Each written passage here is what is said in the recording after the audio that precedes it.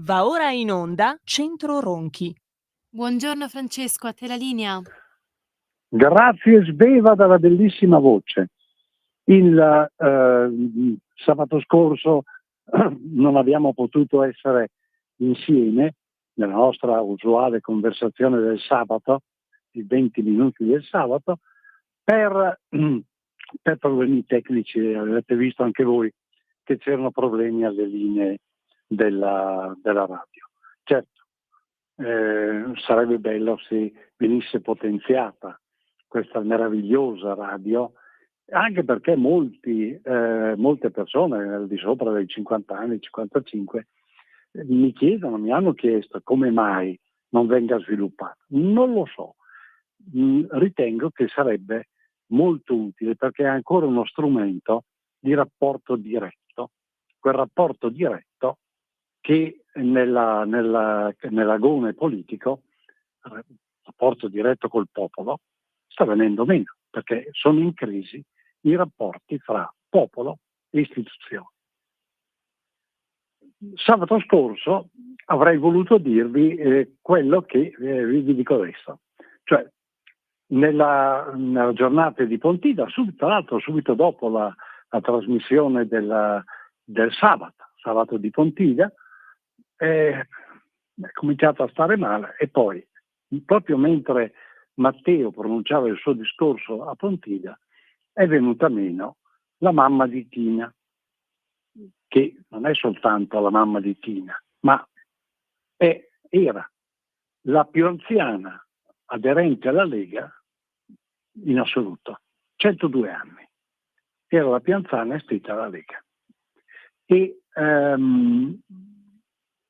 con un significato particolare, e cioè è vero che negli ultimi tempi aveva qualche problemino, diciamo che si dedicava al canto soprattutto, canto semplice, canti degli alpini, canti degli inni mariani, le canzoni mariane, Mira il tuo popolo, oppure Bella tu sei qual sole, ecco, canzoni popolari, che però erano indicative proprio di quella base di saggezza, di culturale, di valori, principi, abitudini, costumi condivisi che sono stati il fondamento di quel movimento che ha provocato un terremoto all'interno del mondo politico, non solo italiano, ma anche europeo, riproponendo con forza quei due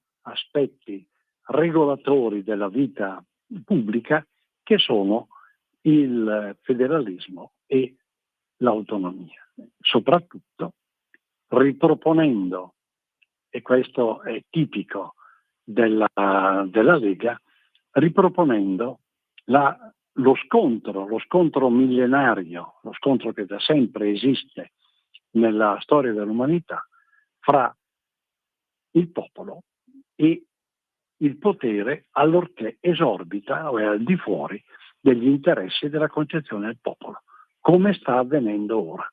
Ecco perché quando ne parliamo, la battaglia di Legnano, piuttosto che la successiva pace di Costanza, ma anche eventi anteriori o posteriori, sono attuali, attualissimi, vanno ripresi, vanno ripercorsi, però vanno ripercorsi con saggezza, avendo alla base quei principi, valori e quel senso della vita che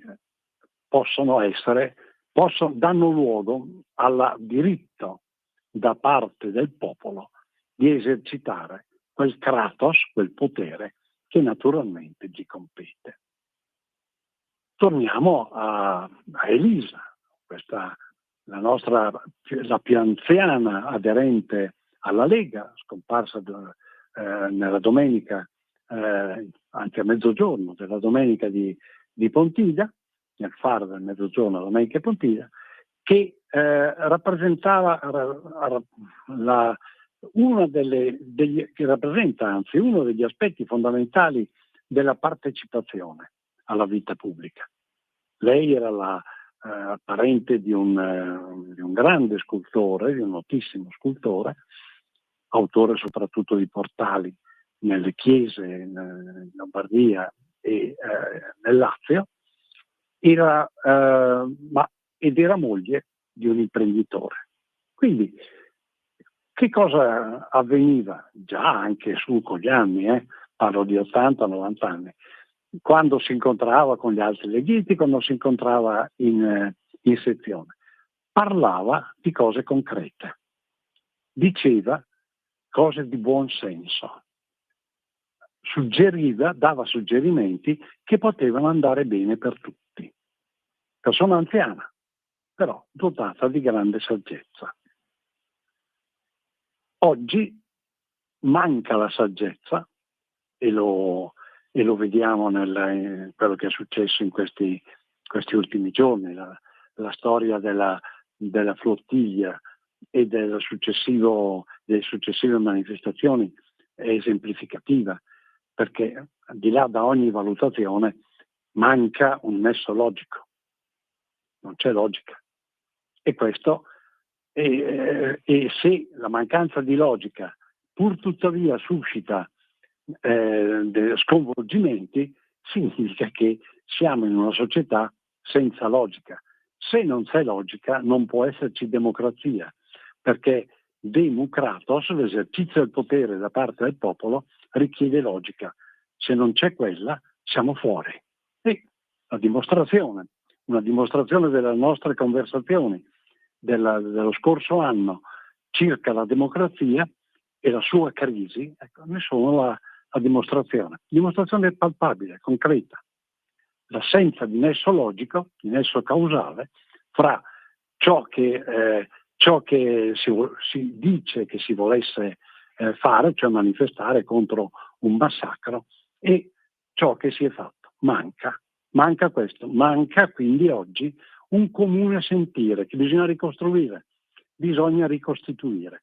Se non c'è quello, non si può neanche pensare di poter rivitalizzare la nostra democrazia, non si può neanche pensare di poter concepire un kratos, un potere, effettivamente facente capo al popolo. Quindi è una crisi profondissima che, se volete, nella giornata d'oggi, per l'ultima volta è un giorno feriale, quello della festa di San Francesco, dall'anno prossimo sarà la festa di tutti, festa nazionale, ripristinata. Non è casuale come raffronto rispetto a quello che sto dicendo, e cioè anche allora, anche all'epoca di Francesco d'Assisi, il denaro che era tantissimo oggi. Il potere era concentrato in poche mani ed era fortissimo, formidabile. Francesco d'Assisi sceglie, nel senso, contrasta, si pone contro al potere. Si dice novello Gesù, certo. Qual è la posizione sia di Gesù che di suo cugino Giovanni, entrambi assassinati dal potere? Francesco no, ma entrambi assassinati dal potere. Quello di essersi contrapposti al Tempio. Loro attaccano il Tempio perché il Tempio ha sottratto Dio al popolo. Francesco fa la stessa cosa. Ecco perché il novello Gesù Cristo, sotto questo aspetto, con tutti i suoi difetti, i suoi limiti, va e combatte e attacca il potere, questo potere enorme, distribuito in pochissime mani. È la stessa cosa che avviene oggi. Le società high-tech che sono addirittura al di sopra degli stati, ricchezze enormi concentrate in pochissime mani, la gente che tira a campare e fa fatica a arrivare alla fine del mese. La stessa situazione. La posizione di Francesco d'Assisi è molto particolare, con luci ed ombre, ovviamente, con pregi e difetti. È un uomo. Che cosa fa? dice lui, pur uomo coltissimo, perché alcuni dei capolavori della letteratura italiana fanno capo a lui, quindi uomo coltissimo, non vuole che i suoi frati studino, siano colti, abbiano libri. Per quale motivo?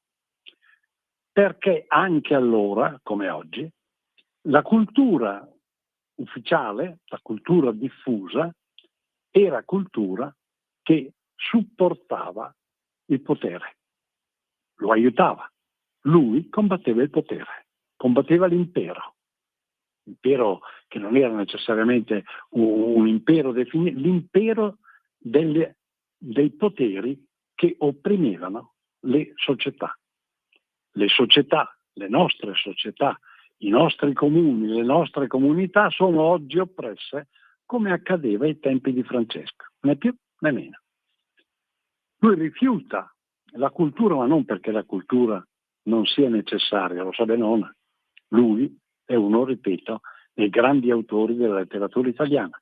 Non è per quello, ma per impedire che attraverso quella cultura si potesse, i suoi stessi fratelli, i suoi stessi gli aderenti al suo movimento ecclesiale, potessero diventare dei complici del potere che opprimeva i popoli. Quindi è un profilo estremamente attuale sotto questo aspetto. Oggi abbiamo una diffusione di mezzi media, di mezzi di divulgazione, ecco perché mi piacerebbe che la nostra radio bellissima, libera, avesse più potenza, più voce. I mezzi di comunicazione, i media, sono tutti, a parte che sono finanziati, che non è una parte, ma sono tutti volti ad essere supportatori di poteri al vertice piuttosto che quelli che ambiscono ad arrivarci. Francesco non voleva questo, però occorre, per poter contrastare, per poter capire questa avversione nei confronti dei libri d'allora, della cultura d'allora, da parte di Francesco, lui occorre considerare che lui crea alcune delle opere più grandi, più alte della letteratura. Cioè, cosa fa? Crea una letteratura, una cultura nuova che è al di fuori di quella ufficiale di supporto del potere e idonea la cultura creata da lui. Pensate al rivoluzionario Cantico delle Creature, che possa combattere il potere. Questo è il filone, da parte mia, interpretativo sotto questo aspetto dell'opera di Francesco d'Assisi. Bene, oggi siamo, dicevo, nella stessa identica situazione. Identica no, perché i tempi sono cambiati, vuol dire, ma è una situazione molto simile. Occorre che si crei nel popolo una cultura nuova. E creare nel popolo oggi una cultura nuova è da un lato difficilissimo, dall'altro potrebbe essere anche molto semplice, perché attraverso i mezzi i social, i mezzi digitali, questa possibilità c'è un po' per tutti, anche utilizzando intelligentemente l'intelligenza artificiale, pericolosissima, che creata probabilmente per opprimere, ma che potrebbe essere utilizzata al contrario, come arma al contrario, con intelligenza. Da un lato è quello, ma dall'altro lato è chiaro che il controllo dei media, il controllo quasi totale dei media, perché anche il web, la telematica, i canali telematici sono controllati dal potere, da questi poteri che sono addirittura sovrastatuali, quindi gli stati che dovrebbero essere il mezzo di organizzazione dei popoli sono addirittura superati. Qui c'è qualcuno che se decide di fare la guerra fa la guerra, se decide qualcos'altro fa qualcos'altro, purché sia nel suo interesse. E così come impostati, queste sovrastrutture, questi potentati sovrastatuali non riconoscono nessun diritto, perché non riconoscono l'altro. Il loro singolo potere è illimitato, quindi foriero di guerre, come concettualmente foriero di guerre. Per contrastare una situazione che quindi è molto più grave di quella che appariva ai tempi di Francesco, che ha creato un suo filone letterario gigantesco, fantastico, rivoluzionario, occorre creare e saper usare una cultura diversa, una cultura che sia alternativa rispetto a quella che volontariamente o involontariamente viene tuttavia conservata, tenuta in serbo da chi del potere gode o che il potere esercita oggi. Quindi è una fase francescana, tra virgolette, molto particolare. È una fase in cui dobbiamo renderci conto che va creata una nuova dottrina sociale, cioè un insieme di principi, valori e senso dell'appartenenza, dello stare insieme, nuovo e adeguato ai tempi che corrono. Ma costumi nuovi significano anche musica nuova, letteratura nuova, modi nuovi di confrontarsi, di parlarsi. Una delle cose che il potere, il grande potere, teme più di tutte è il confronto personale. È chiaro che se ci si rinchiude in casa, davanti, come fanno i giovani oggi, davanti a un telefonino che usano anche a tavola in modo maleducatissimo mentre mangiano, e si chiude in casa davanti al computer e si comincia a leggere senza avere gli elementi per poter discernere quello che è scritto, che appare sul video, una cultura nuova non la si crea. Questo è poco ma sicuro. Anzi, si creano quelle che le azioni, si creano i comportamenti che abbiamo visto ieri, che vedremo nei giorni scorsi, ieri, che probabilmente purtroppo vedremo anche oggi. Poco da fare. Ora, la mancanza di razionalità è sollecitata indubbiamente anche dalla incapacità di distinguere fra le notizie, fra ciò che si legge sul video, ciò che serve, ciò che non serve, ciò che è valido, ciò che non è valido, ciò che è vero o simil vero e ciò che è falso. Difficile. Quindi serve un tracciato, serve dei principi, dei valori che conducano specialmente i nostri giovani fuori da quella che è la irrazionalità che abbiamo visto manifestata in questi giorni. Non c'è, ripeto, è quello che colpisce di più, me almeno, ma penso che se i nostri 14 radioascoltatori ci riflettono, colpirà anche loro, cioè la mancanza di nesso totale, di nesso logico fra il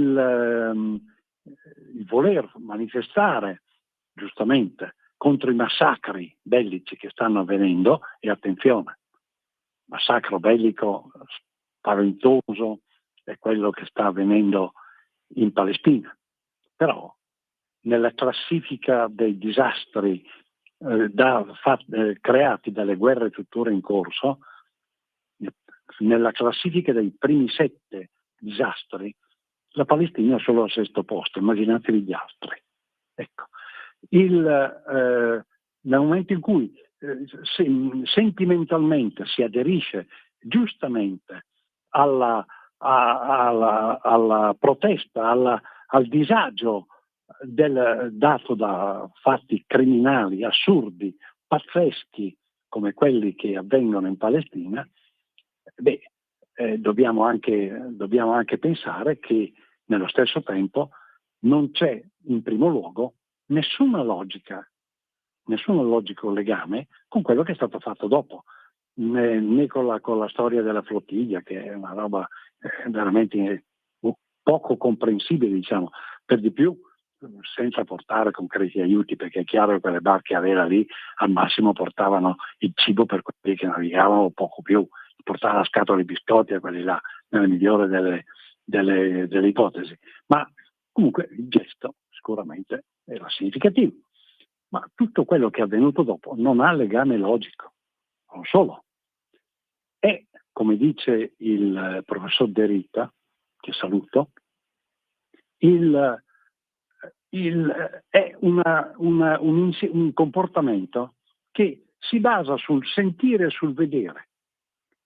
I mezzi hanno proposto e fatto sentire, fatto vedere le atrocità che vengono commesse nella striscia di Gaza, senza approfondire i perché e per come.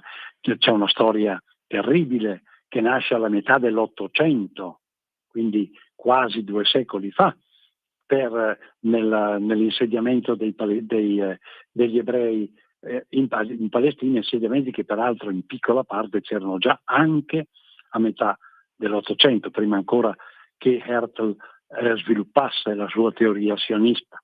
Ora,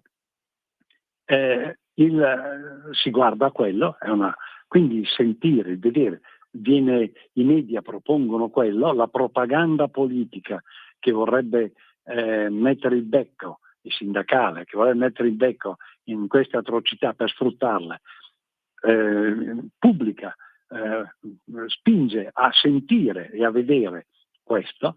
Per esempio, nessuno parla di quello che avviene nelle zone occupate dell'Ucraina. Nelle zone occupate dell'Ucraina le deportazioni e i massacri sono, oltre al fatto che riguardano molta più gente di quanto non siano i palestinesi, ma sono molto peggiori. Deportazioni, fucilazioni di massa di tutti i colori nei confronti della minoranza ucraina. Perché? Perché i russi vogliono eliminarla e riportare totalmente anche sotto il dominio, la presenza russa, quelle aree, le aree del Donetsk, del Donbass. Nessuno ne parla. Non abbiamo visto flottiglie andare da quelle parti e dire ma come, se qui è 10 là è 100? No, di quello non se ne parla. Ecco, questi movimenti sono movimenti del sentire, del vedere, ma non dell'approfondire.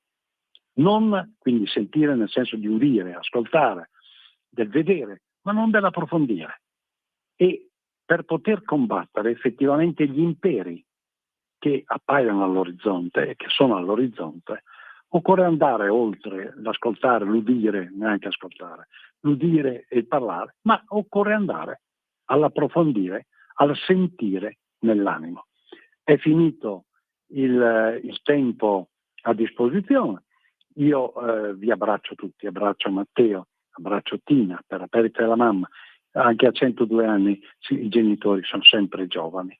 E li abbraccio i 14 radioascoltatori e a Dio piacendo ci risentiamo sabato prossimo alla stessa ora per andare avanti nella ricerca, nel capire la necessità di una nuova dottrina sociale, cioè di un nuovo modo per poter poi rivitalizzare quella che giustamente chiameremo democrazia, democratos. Buon weekend, buona domenica, buon sabato, buona domenica a tutti e buon San Francesco. Avete ascoltato